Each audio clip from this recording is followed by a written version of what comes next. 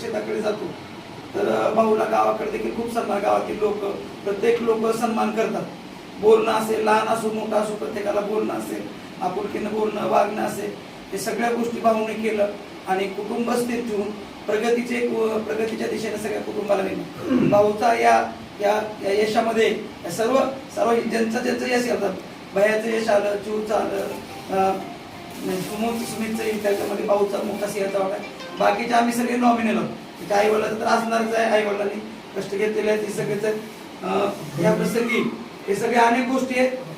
तरी भयानं तिथून पुढं अनेक गोष्टी त्याला चांगल्या हुद्द्यावर चालल्या, चांगलं त्याला पोस्ट मिळाले. एक करत असताना सामाजिक पण एवढा मोठा मिळत असताना डॉक्टरचं पद मिळालं.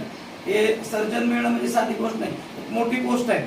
आणि हे करत असताना आपला विकास करत असताना आपल्या कुटुंबासोबत समाजाचा पण विचार करावा.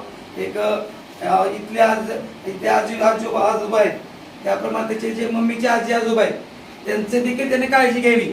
त्यांच्या प्रसंगी त्यानं त्याच्यातली जी फेलोशिप मिळते, मी समोर सांगतोय की त्याला ही जी फेलोशिप असेल, थोडीफार जे योगदान जी घडेल ती त्यानं त्याच्या आईवडिलाला देव, आजी आजोबांना देव, गरज असेल तेव्हा असं पण करावं. त्यानं म्हणजे थोडे काम चांगल्या पद्धतीनं त्यानं करावं, अनेक गोष्टी कराव्या, आई वडिलांची काळजी घ्यावी, सगळ्यांची काळजी घ्यावी. या प्रसंगी एवढं व्यक्त करतो. आणि या घराला जे एक अभ्यासाचं वातावरण लाभलेलं आहे, आपल्या सर्वांच्या संस्कारातून प्रयत्नातून हे महाने प्रदर्शन मांडलं.